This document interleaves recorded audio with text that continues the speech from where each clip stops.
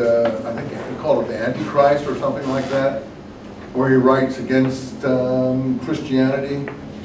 I forget, who knows the name of that work by Nietzsche? I think it is the Antichrist. I think it's the Antichrist.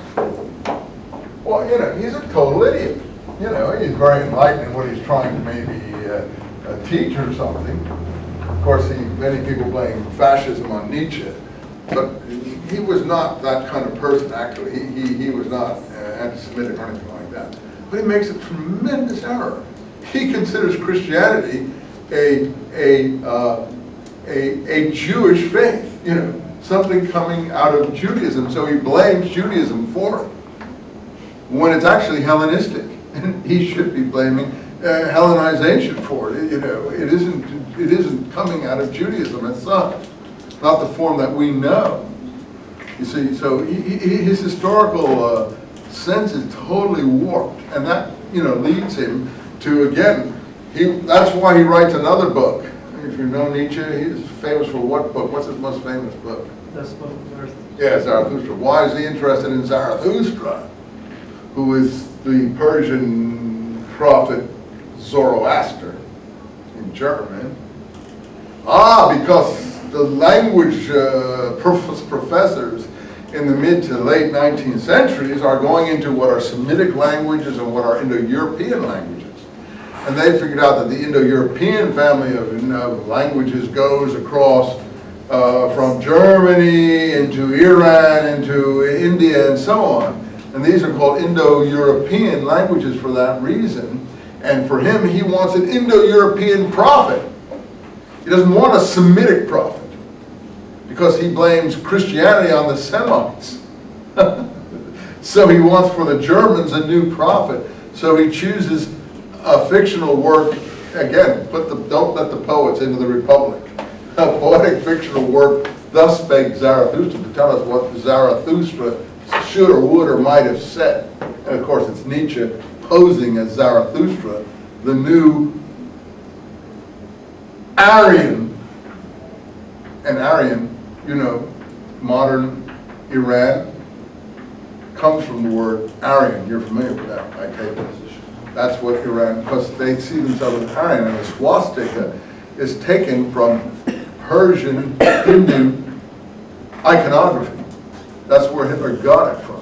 In other words, have a symbol that's not a cross, but it's Aryan symbol. So all of this is being related to Nietzsche and so on, and his philosophical, well, half insanity and, you know, half interesting. But the point is that, you know, a lot of harm came out of what he had to say, as well as some interesting things. But be that as it may, I think his biggest mistake is he is anti-Christian, but he blames Christianity on the Jews. You can't blame, you know, the others blame the death of Christ on the Jews. He blames the creation of Christianity on the Jews.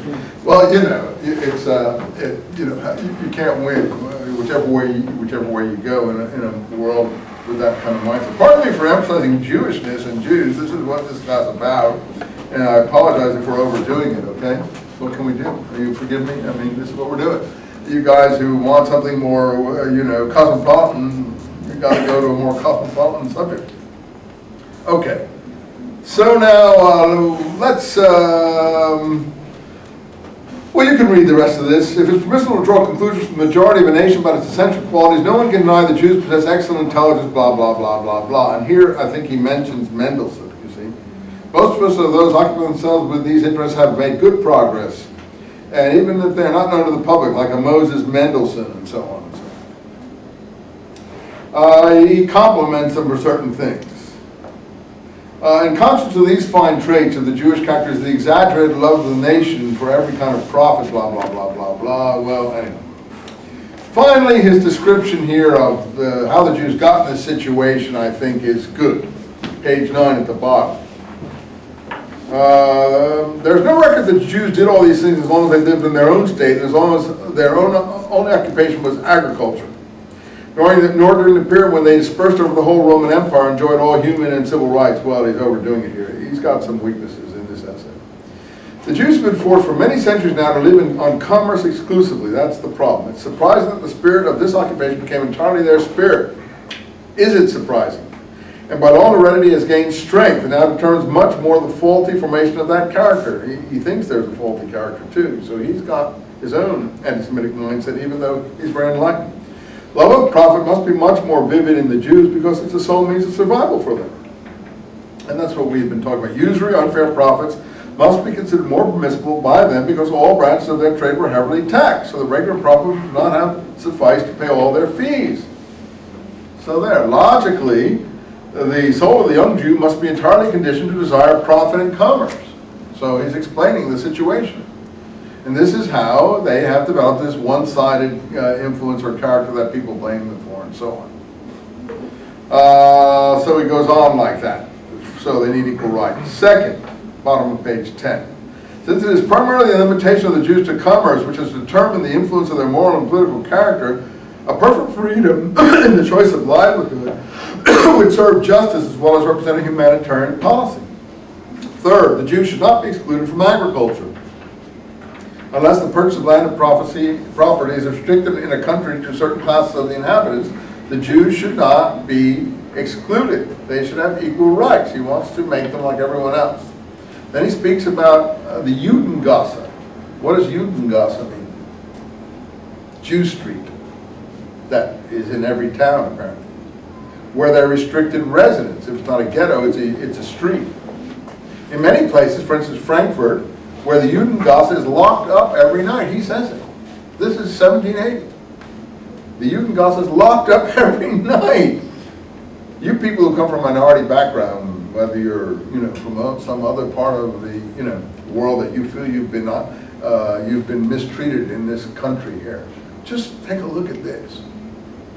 Just take a look at this. And this is recent, so you have to see that actually, things aren't even near like that in this country.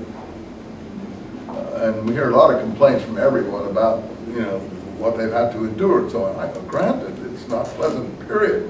But just take a look at this. That's all I can tell you. Anywhere people are locked up at night in the main city of the country, and suppose we had a Gaza that was confined. Let me see. I want to get a group of people, Eskimo Gaza, and locked up all Eskimos. That would be ludicrous. So if you feel you've been mistreated, take a look at this, and maybe you'll ameliorate your sense of mistreatment. No kind of commerce, fourth, should be closed. Every yard, every sign should be open. Fifth. How about public office? In most countries, there's no lack of skilled civil servants.